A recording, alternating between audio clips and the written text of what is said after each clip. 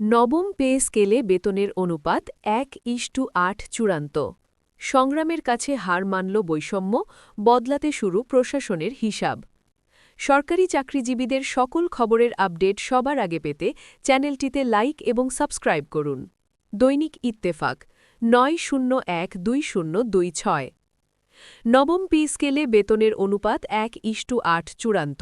এই একটি ঘোষণার পেছনে লুকিয়ে আছে দীর্ঘ প্রতীক্ষা, অসংখ্য আন্দোলন আর হাজারো সরকারি কর্মচারীর না বলা কষ্টের ইতিহাস।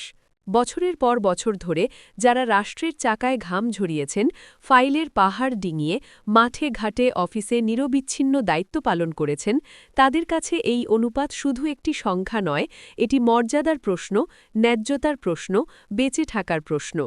একসময় বলা হতো সরকারি চাকরি মানেই নিরাপত্তা, কিন্তু বাস্তবতা ছিল ভিন্ন। নিম্ন গ্রেডের কর্মচারীরা একই সময়ে বাজারের আগুনে পুড়েছেন, সংসারের চাপ সামলেছেন, অথচ বেতন কাঠামোতে বৈষম্য দিন দিন বেড়েছে।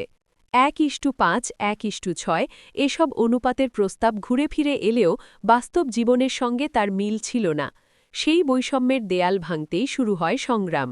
নীরব প্রতিবাদ, লিখিত দাবি, সভা সমাবেশ আর একের পর এক যুক্তিনির্ভর প্রস্তাবনা। এই সংগ্রাম ছিল ধৈর্যের পরীক্ষা। কখনো আশ্বাস এসেছে, কখনো ফাইল আটকে গেছে, কখনো আলোচনার টেবিলে সিদ্ধান্ত ঝুলে থেকেছে। তবু কর্মচারীরা পিছু হটেননি। তারা জানতেন ন্যায্য বেতন কাঠামো শুধু ব্যক্তিগত স্বার্থ নয়, এটি প্রশাসনের গতিশীলতা ও রাষ্ট্রের সক্ষমতার সঙ্গেও জড়িত। একজন কর্মচারী যখন ন্যূনতম জীবনযাপন নিয়ে চিন্তিত থাকেন, তখন সর্বোচ্চ দক্ষতা প্রত্যাশা করা অন্যায়। অবশেষে যখন ঘোষণা আসে নবম পে স্কেলে বেতনের অনুপাত 1:8 চূড়ান্ত, তখন তা শুধু একটি প্রশাসনিক সিদ্ধান্ত হিসেবে আসেনি, এসেছে সংগ্রামের স্বীকৃতি হিসেবে। এই অনুপাত বোঝাচ্ছে নিচের স্তরের কর্মচারী ও শীর্ষ স্তরের কর্মকর্তাদের ব্যবধান আর লাগাম ছাড়া থাকবে না। এটি একটি ভারসাম্যের ইঙ্গিত, যেখানে দায়িত্বের পার্থক্য থাকবে কিন্তু অবহেলা থাকবে না। 1:8 অনুপাত মানে নিম্ন গ্রেডের বেতন বাস্তবতার কাছাকাছি আনার চেষ্টা করা, মানে বাজার দরের সঙ্গে লড়াই করার কিছুটা শক্তি ফিরে পাওয়া, মানে সন্তানদের পড়াশোনা, চিকিৎসা, বাসা ভাড়া এসব মৌলিক চাহিদা নিয়ে অন্তত প্রতিদিন আতঙ্কে থাকতে হবে না।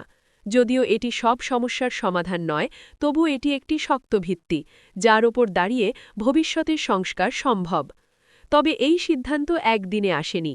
এর পেছনে ছিল তথ্যভিত্তিক আলোচনা, তুলনামূলক বিশ্লেষণ, অন্যান্য দেশের বেতন কাঠামোর উদাহরণ এবং সর্বোপরি কর্মচারীদের ঐক্যবদ্ধ অবস্থান। যারা বলেছিলেন এটা অসম্ভব, তাদের সেই ধারণা ভেঙে দিয়েছে ধারাবাহিক চাপ আর যুক্তির শক্তি। সংগ্রাম যে শুধু স্লোগানে সীমাবদ্ধ নয়, বরং নীতি নির্ধারণেও প্রভাব ফেলতে পারে, 1:8 অনুপাত তার প্রমাণ। এই মুহূর্তে প্রশ্ন উঠছে, এরপর কি? বেতন কাঠামো চূড়ান্ত হলেই কি দায়িত্ব শেষ? না, কার্যকর বাস্তবায়ন, গ্রেড পুনর্বিন্যাস, ভাতা ও ইনক্রিমেন্টের সামঞ্জস্য এসব নিয়েই এখন নতুন অধ্যায়ের সংগ্রাম শুরু। কর্মচারীরা চান এই অনুপাত যেন কাগজে সীমাবদ্ধ না থাকে, বরং বেতনের খামে বাস্তব রূপ পায়। নবম পে স্কেলের এই সিদ্ধান্ত একটি বার্তা দেয়, সংগ্রাম বৃথা যায় না। যারা নীরবে কাজ করেন কিন্তু সংগঠিতভাবে দাবি তোলেন, তাদের কণ্ঠ এক না একদিন শোনা হয়। 1:8 অনুপাত সেই সোনারই ফল। এটি আপোষ নয়, এটি অর্জন, এটি দান নয়, এটি অধিকার। এই অর্জন ভবিষ্যতের পথ দেখায়, দেখায় কিভাবে ঐক্য, ধৈর্য আর যুক্তির সমন্বয়ে বড় পরিবর্তন আনা যায়।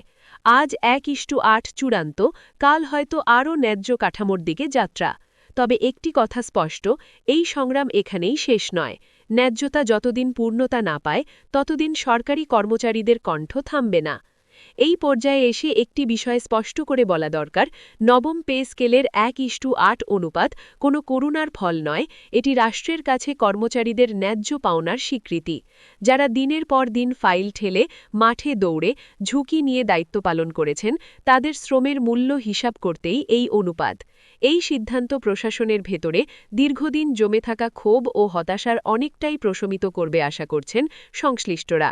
তবে বাস্তবতা হল কেবল অনুপাত চূড়ান্ত হলেই লড়াই শেষ হয়ে যায় না, প্রকৃত পরীক্ষা শুরু হবে বাস্তবায়নের সময়। নতুন বেতন কাঠামোতে যেন কোনো স্তর বঞ্চিত না হয়, গ্রেড পুনর্বিন্যাসে যেন কৌশলী বৈষম্য ঢুকে না পড়ে, সেদিকে সজাগ দৃষ্টি রাখতে হবে। কারণ ইতিহাস বলে, কাগজে সুন্দর সিদ্ধান্ত বাস্তবে গিয়ে অনেক সময় ফিকে হয়ে যায়। এই কারণেই এখন আরও বেশি প্রয়োজন কর্মচারীদের ঐক্য ও সচেতনতা। বিভক্তি নয়, বিভ্রান্তি নয়, স্পষ্ট দাবি আর শক্ত অবস্থানই পারে এই অর্জনকে স্থায়ী করতে।